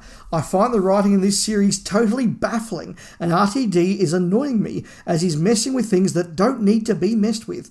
The bi-generation and his explanation, the Davros debacle, and now all this nonsense that Sutek is god of X, Toymaker is god of Y, and the Mara is god of Z. Why mess with this? Sorry, nonsense. You wanted to make a statement with this series and elevate Doctor Who again, but we got space babies, etc. Come on. I didn't like the explanation for Ruby's mother, but I actually liked the character of Ruby and thought Millie Gibson was good. For me, she's the MVP of the season. Right now, Doctor Who is in the gutter. I appreciate TV shows have peaks and troughs, but for me, this is the weakest it's ever been. I also appreciate that some may like it, and that's totally fine. Sorry for the rant. Hopefully the next series is much better. Cheers, Neelas C. Well, not leaving anything in the dressing room there, Dave. Thank you as always. Okay, I'm continuing on with Chris Marsh, who writes, "Hi Rob and Dave. It's clear that RTD, along with Disney and the BBC, embarked upon a different direction for the series this time around, forsaking sci-fi for fantasy and a Marvel-esque approach to storytelling. It is also clear to me that with the older generation slowly falling away, a new approach is necessary. However, can we stick to sci-fi? At some point, a Christopher H. Bidmead type will be needed to do a reset a la season 18 of the original run. If you're going to mine the show's history for a strong villain and backstory, you do run the risk of creating a half-baked remake, which in this case happened. Sutek was never a god. He was perceived as a god in antiquity as his powers were godlike. And it's ironic that when asked why the Egyptian motif by Ruby, the Doctor mentions cultural appropriation. RTD appropriated Pyramids of Mars himself. Hypocrisy. The resolution of the story by using a double negative to rewrite history was fantastical nonsense. No scientific smart solution, just fantasy and pyrotechnics. As for Ruby's mum reveal supremely dull and a heavy-handed attempt to justify a weak plot. The breaking of the fourth wall at the end with the Flood character was embarrassingly hopeless and self-serving. The Doctor, constantly throwing emotions everywhere, is also inconsistent with his age, experience and backstory. I can see why RTD calls this Season 1. It is a remake of a show that has an immense history, and while he likes to mine it for ideas, he pays little regard for its long-term fans. It's actually telling that in the tail end of the season, as an old adversary is revealed, interest in the show perked up a little, as there seems precious little else in this season of interest, originality or flair. This is a D overall, I'm afraid. Regards, Chris Marsh. Thank you, Chris. Yeah, look, a couple of thoughts I agree with, and a couple where I don't. But yeah, look, I would love to see a Christopher H. Bidmead approach to the next series or the one after. I totally agree with that. Yes. And now we're going to abbreviate a few emails from Jeremiah Kipp here on the back of our Hollywood Remakes episode. So he says, "Hi guys, long-time listener, first-time caller from New York. Lovely state, New York. I love New York. Mm-hmm. Really enjoy your courtesy and rapport, as well as your massive enthusiasm for the show we love. As a kid, Tom Baker from the Hinchcliffe Holmes era was my doctor, and I've grown to love all the others over time." And now Jeremy's going to just give us some ideas going back to our Hollywood Remakes episode. Mm-hmm. He says, "How about Hurt Locker Zero Dark 30 director Catherine Bigelow doing Warriors of the Deep, mining the political subtext whilst boosting the pace of the action scenes?" Fantastic, yeah. Love that. "And since we can play this game all day, how about George Miller remaking Planet of the Spiders? He's more than equipped for world building, as the maker of Babe can improve on the talking spiders effects, and of course can Mad Max the heck out of Pertwee's extended chase via Bessie, the Hoomobile, the police car, the gyrocopter, a hovercraft and a boat. Yeah. Keep up the good work and look forward to your continued hot takes with Shitty Gatwas Dr. Jeremiah Kipp, Hudson Valley, New York." What a great email. That was fun. All right, and I'm going to read one now. Our final email from David Beardsley, Santa Cruz, California. He says, "Hi guys, I really enjoyed your recent episode about Hollywood remakes. Being a big film buff, this was one of my favourite topics you have come up with, and it was a delight to listen to. You guys always amaze me at the clever answers you come up with. Christopher Nolan for World Enough in Time and Spielberg for The Empty Child are brilliant. Just for fun, I thought I'd share a few that I thought of. David Lynch's Kinder.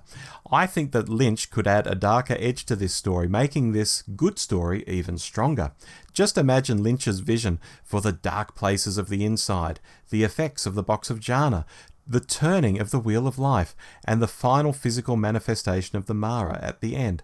Some of the already quirky characters in this story could also benefit from Lynch's unique style. Alfred Hitchcock's The Sensorites. This story starts off very atmospheric and suspenseful while they are on the ship. Then, when we go down to the sense sphere, there are elements of mystery, attempted murder, conspiracy, kidnapping, frightening things lurking in the dark, and several plot twists along the way. Not a lot of action in this one, but plenty of intrigue and suspense, which is what Hitchcock's films did best. Stanley Kubrick's Planet of Evil. I couldn't help but picture Jack Nicholson as Professor Sorensen and his character's descent into madness as in Kubrick's The Shining. I think that his version would focus more on that character, and some of the more abstract aspects of this story could also benefit from Kubrick's touch, such as the Doctor's trip into the pit at the end of episode 2 and the manifestations of the antimatter projections. I also thought of a few other director snaps from your list with different episodes, such as Tim Burton's The Greatest Show in the Galaxy, with Johnny Depp as Captain Cook, and James Cameron's Inferno.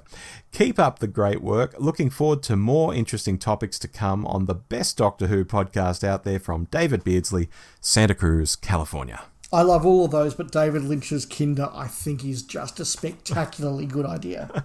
Well, I tend to mention Kinder in every episode, so I'm into that as well. Fair enough. Dave, let's wrap this thing up. What have we been watching? I'll go first. I've been watching The Boys Season 4, which continues to get weirder and darker and more violent, if that's even possible. And while I don't think it's as good as the earlier seasons where all the soups were in the same tent and, doing a lot of infighting, it's still pretty good stuff. I also watched Thank You, Good Night, the Bon Jovi story, which was a cool albeit light, sort of documentary about the band, largely framed through John Bon Jovi losing his vocal abilities a few years back and trying to get them back. And spoilers, he doesn't really get them back. And he's brutally honest about that. And as a band, I really loved as a 12-year-old, 13-year-old back in the late 80s. But which has continued with so many hits that I know all through the decades. It was really fun to sort of relive their history. And finally, Austin, which is an Australian-UK series starring Michael Theo, who was one of the subjects of the Love on the Spectrum series about people with autism who are trying to date. I thought this was really charming. It's really cool, and there are some really, really funny Billie Piper scenes in a couple of the episodes where she's playing herself, albeit a really sort of narcissistic version of herself. It's really great. I'd seen some trailers and mentions of that, and I didn't think it looked that good, but you've intrigued me there, Rob. I've also been watching the new series of The Boys. Look, like you, I think it's probably not quite as good as the early ones, and I think I'll have some more points to make when it's finished its run, but that did remind me that I still haven't watched Gen V, so that's on my list to watch over the next couple of weeks. You should. Yeah, I completely forgot to watch that, so I will go back and watch Gen V, the spin-off. Its second season's on hold at the moment because of Chance Perdomo dying. Oh, I didn't know that. Yeah, he crashed his motorbike, yeah. Okay. Not good. I did watch 2 and a bit episodes of Star Wars The Acolyte. I found the first episode kind of intriguing, what's going on, and seeing the Jedis back in the days when the Jedis were just being Jedis. But, I did sort of think it was very slow and the acting wasn't great. I watched episode 2 and the intrigue was kind of removed and the problems were still there. I got about 15 minutes to episode 3 and just thought, no, this isn't well written, it's not well acted, and it's kind of not for me. And I messaged you, Rob, and said, oh, look, I've kind of given up on The Acolyte partway through season 3. And you said, is it because of all of these scenes? And sent me some links, and I've gone, no, I didn't even get up to there or know any of that whole big blow up that happened in Star Wars social media. I had no idea about any of that. I just thought it wasn't that well written and it wasn't that well acted, and I was a bit bored, so I stopped. And oh boy, I don't even want to go down what I didn't see. Yeah, when you say you gave up in episode 3, everyone you say that to will assume you got to the power of many. You didn't even get to that bit. No, I was too bored. Sorry. So nothing to do with all the other controversy about The Acolyte. I was just bored. Sorry. Wow. And I have been rewatching To Serve Them All My Days, a really wonderful mini-series adaptation of a novel from the early 1980s with John Duttine. It's just one of those gorgeous period dramas that the BBC does so well, and I've really enjoyed going back and watching it. Very, very cool. Dave, we should really wrap this one up, but we need to tell people what we're going to do next time because they need to vote on what we're doing next time. That's right. We've had a lot of new Who in the last few weeks, Rob, for obvious and justified reasons. So next month we're going to dive hard into a classic season of Doctor Who. Yes, our classic season deep dives are back for 2024. As always, listeners, we're going to nominate 4 seasons between us. You vote for which one you want us to watch. And remember, it's not about which one's best. No. It's about which one you think will make the most interesting conversation. Rob, what are your 2 nominations? And we did say classic this time. Yes, I'm going for classic season 12, which I put into these votes so many times. But season 12 and season 18. I'm going for a Tom Baker bookend effect here, Dave. Fantastic. I think we need to get back to the 60s, so I'm nominating season 3. Mm-hmm. And I'm nominating a season that I think has a lot to discuss in it, and that is Davo's season 19. Oh, yes, please.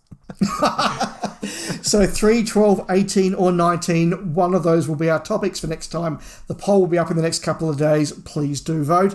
We've spoken about a lot, Rob, but hopefully we've summarised this season well. We look forward to hearing more thoughts from our listeners because they have been fantastic. Yeah, keep the thoughts coming in from wherever you are in the world, especially if you've never written to us, especially if you're out there in the Caribbean, etc., etc.